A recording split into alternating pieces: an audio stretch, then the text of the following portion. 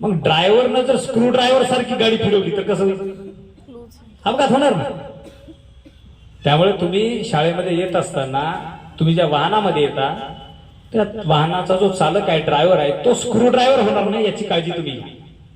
त्यांना सांगायचं की बाबा थोडस, कारण पॉवर स्टेरिंग असतं, थोडस जरी कट मारला किंवा थोडस जरी लकम मारली तर गाडी जाग्यावर सुद्धा पलटी खाऊ शकते. हा एक विषय आहे. दुसरा विषय, आता मुली आहेत, जसं नवीन आता 10वीचा वर्ग नाही वाटतं, 9वीच्या मुली किंवा छोट्या मुली असतात.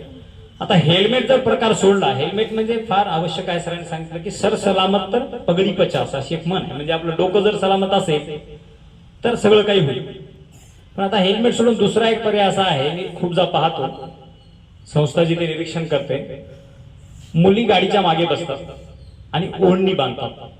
अशी बांधतात फक्त 2 डोळे तेवढे दिसतात. आता मध्ये काय पुरुष आहे का स्त्री आहे हे कळणं कठीण आहे, काढल्यावरच कळतं कोण आहे. आणि ओढणीचा काही भाग मागे सोडतो. तर मारताळ्यावरती, मी माझ्या गावावरनं नांदेडला येत होतो, मारताळ्यावरती गतिरोधकला एका स्त्रीने अशी ओढणी बांधली होती आणि ती ओढणी खूप खाली होती, ती टायरमध्ये अडकली.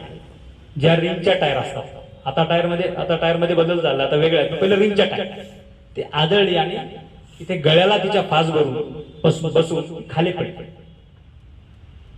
मार खूप लागला की योगायोगाने सुदैवाने ती वारली नाही किंवा मेली नाही समजा. तर ते बांधण्यापेक्षा समोरच्यांनी जसं हेल्मेट घातलं पाहिजे तसं मागलच्यांनी सुद्धा हेल्मेट घातलंच पाहिजे असा नियम आहे सर आपल्याकडे आहे. मागच्यांनी सुद्धा हेल्मेट घातलं पाहिजे, हा एक विषय. दुसरा विषय, आता जे मुलं आहेत तिथं सगळे, त्या मुलांना एक विनंती करतो, तुम्ही घरी वाढदिवस करता तुमचे कोणाचे पण, आता तुम्ही तुमचा वाढदिवस असेल, पप्पांना सांगता केक घेऊन या, घेऊन या, करतात. सध्या तो काळच आहे, वाढदिवस करतो आपण. पण तुमचा वाढदिवस साजरा करत असताना पप्पांकडे हट्ट करा, पप्पा मी वाढदिवस साजरा करेल, किंवा करणारही नाही कदाचित पैसे नसतील तर, पण माझ्या वाढदिवसातून माझा वाढदिवस साजरा न करता त्याच्यातून तुम्ही तुमच्या डोक्याला हेल्मेट घ्या. काय म्हणाल तुम्ही? पप्पा तुमच्या डोक्याला तुम्ही हेल्मेट घ्या, कारण पप्पा सुरक्षित राहिले तर तुमचं कुटुंब सुरक्षित, तुम्ही सुरक्षित, तुमचा आधार सुरक्षित. तुम्हाला शिकून पुढे मोठं व्हायचं असेल तर त्यांनी सलामत राहणं खूप आवश्यक आहे.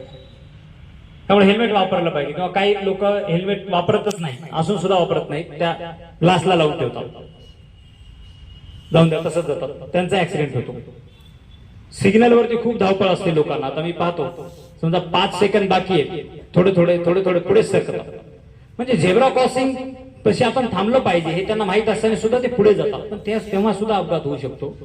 तर एकंदरीत प्रादेशिक परिवहन कार्यालयाचे अधिकारी, आता एवढे अधिकारी 50, 60, 70 अधिकारी अहोरात्र मेहनत घेत आहेत नांदेड जिल्ह्यामध्ये. हे कशासाठी आहे? त्यांचा उद्देश तोच आहे, कुठेही कार्यक्रम घेऊन एखाद्याचा ऍक्सिडेंट होतानाचा वाचला, कुठेही कार्यक्रम घेऊन एखाद्याचा प्राण जरी वाचला तर आम्ही घेतलेल्या कार्यक्रमाचं सार्थक झालं असं आम्ही समजू, एवढीच आमची इच्छा आहे. तुम्हाला कोणाला दुखापत होऊ नये, तुमच्या घरातलं कोणी मृत्युमुखी पडू नये, तुमच्या डोक्याला कुठला आघात होऊ नये. कारण जेव्हा घरावर अपघात होतो तेव्हा अपघात झाल्यानंतर घराची स्थिती खूप गंभीर असते. मानसिक माणूस खचला जातो, शारीरिक खचला जातो, आर्थिक खचला जातो आणि सामाजिकही खचला जातो. म्हणजे जेणेकरून समाजामध्ये चारही बाजूने त्या माणसाचा ऱ्हास होतो. मग अशा काळामध्ये जर आपण प्रवास करताना हेल्मेट वापरला, त्यानंतर दुसरा एक उद्देश सांगतो, दररोजच प्रवास करणाऱ्या लोकांनी एक दिवस प्रवासाचा उपवासच केला पाहिजे. म्हणजे की आज मला कुठं जायचंच नाही, बॉस टाळणार, मी कुठे जायचं तर चलत जाईल, मी आज गाडी वापरणार नाही. आणि कदाचित त्याच दिवशी त्या माणसाचा ऍक्सिडेंट व्हायचा असेल आणि तो चलत जर गेला तर तो वाचेल. त्यामुळं प्रवासाचाही उपवास आपल्याला करता आला पाहिजे. एरवी आपण 1000 देवांचा उपवास करतो ना, ह्याचा त्याचा ह्या देवाचा, तर प्रवासाचा उपवास करता आला पाहिजे.